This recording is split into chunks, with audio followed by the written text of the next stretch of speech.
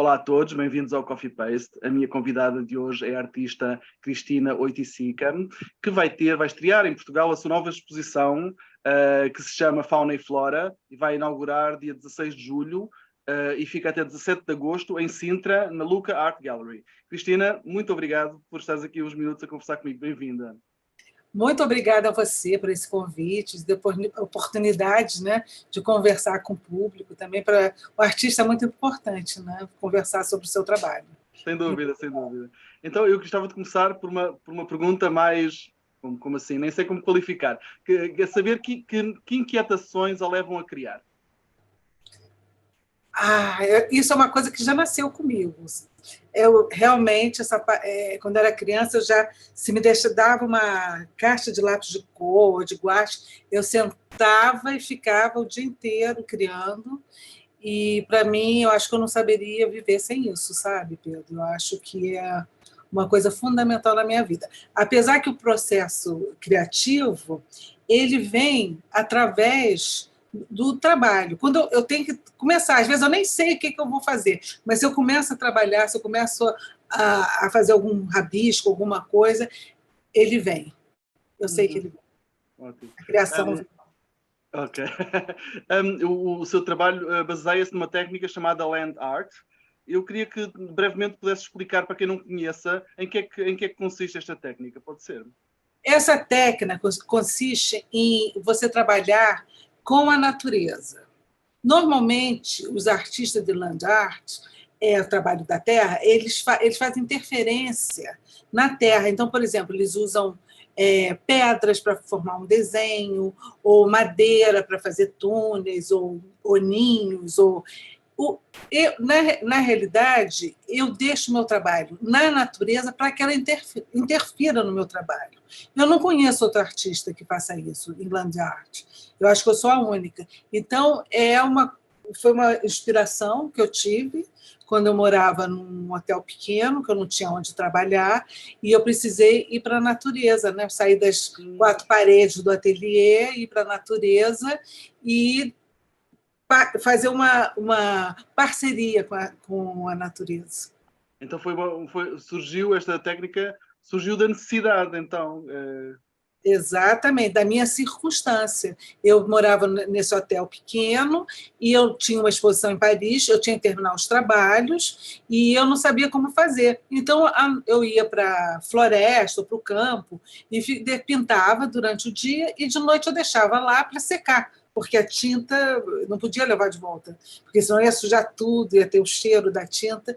E aí, durante a noite, eu caía algum inseto, algum animal vinha, uma folha, e eu, quando chegava, no dia seguinte, eu ficava totalmente, oh, meu Deus, meu trabalho, como é que eu vou fazer? Aí eu falei, não, isso é uma ótima ideia, fazer essa parceria com a natureza, porque vai ser um trabalho único, uma coisa totalmente diferente. Aí eu comecei assim, foi isso.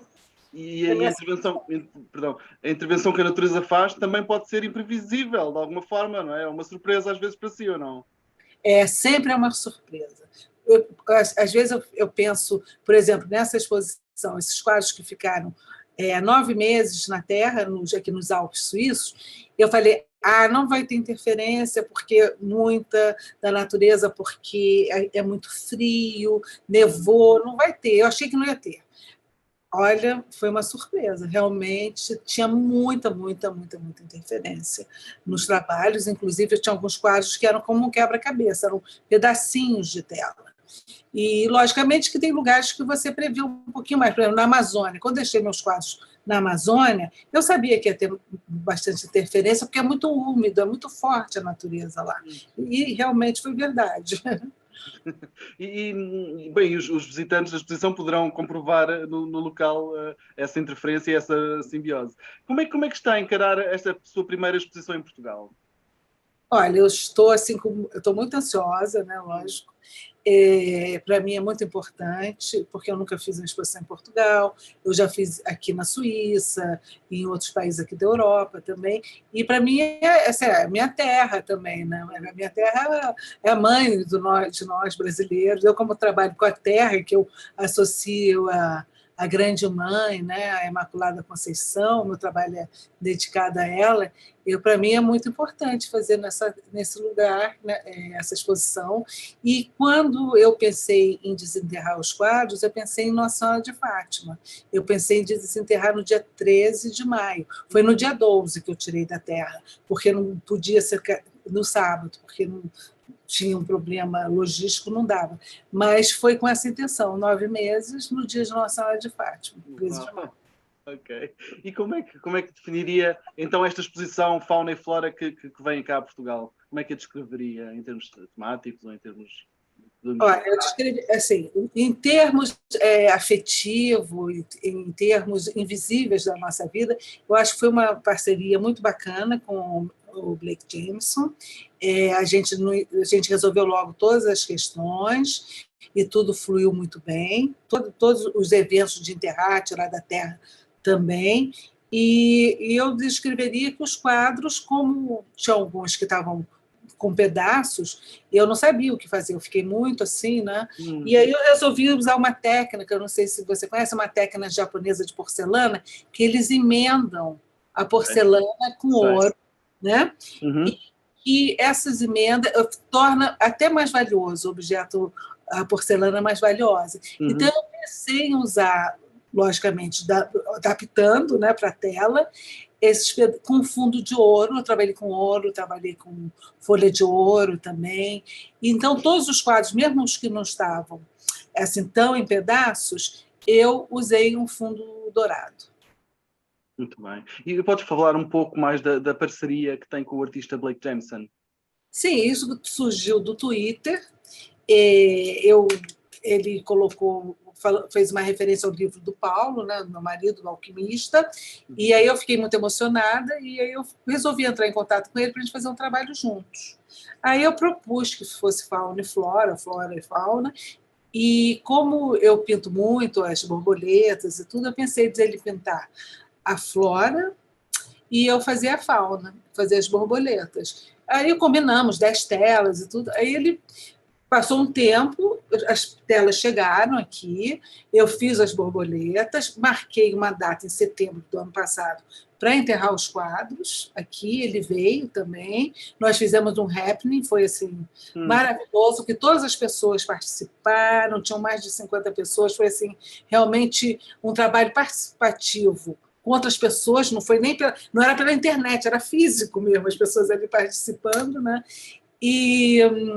E também, quando tirei da terra, ele veio também para a gente fazer esse outro happening, e ele está aí já em Lisboa, em Sintra. Ele hoje mesmo já mandou uma imagem lá do lugar onde a gente vai fazer o palácio, Best Palace.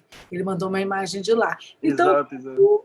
Assim, perfeito, graças a Deus. Total, foi super harmônico, tudo aconteceu, sintonia perfeita. Esta exposição em particular vai ser mostrada pela primeira vez em Portugal, mas a Cristiana as suas exposições já passaram por, penso eu, 17 países. O que é que tem retirado destas várias experiências, um pouco por toda a Europa e por todo o mundo, imagino? Cada lugar, logicamente, é uma experiência diferente, né? Do Japão foi um tipo de experiência, porque eu fiz lá o caminho sagrado de Kumano, que é um caminho que é irmão do Caminho de Santiago, porque eu também fiz no Caminho de Santiago várias exposições, deixei mais de 100 quadros enterrados no Caminho de Santiago, né? E no Japão eu fiquei muito impressionada como as pessoas trabalham, a disciplina, né? Porque eu fui para enterrar, um ano depois voltei para tirar os quadros da terra, estava tudo organizado, tinha um lugar lindo para fazer exposição, lá em Ogum, que é no coração do caminho de Kumano, e foi assim, uma experiência muito, muito rica, adoro o Japão. E no Caminho de Santiago eu passei 2 anos enterrando quadros, tirando quadros, fazendo exposições, também foi outro tipo de percepção que eu tive. Eu já tinha feito a peregrinação a pé, para nós é muito importante o Caminho de Santiago, porque foi lá que tudo começou, a nossa história, né? A história do Paulo, né? Com o Diário de Mago.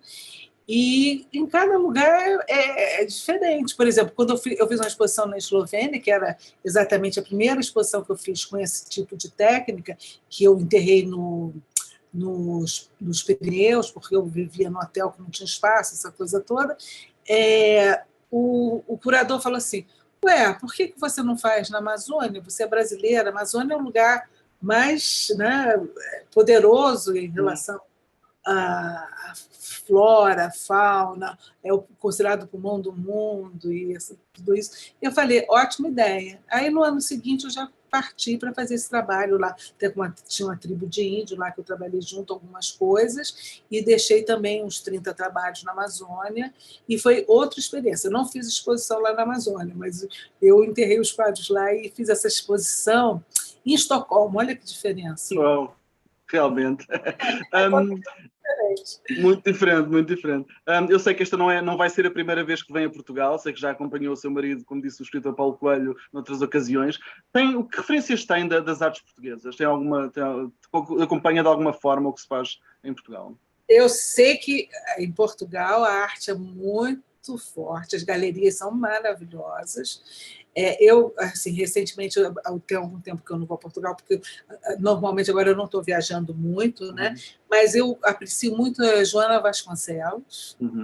É maravilhoso o trabalho dela. Eu me identifico também, porque eu trabalho muito com o feminino, com bordado, com tricô também, não da maneira que ela faz, que ela envolve os objetos, né? Mas eu uso de uma outra forma.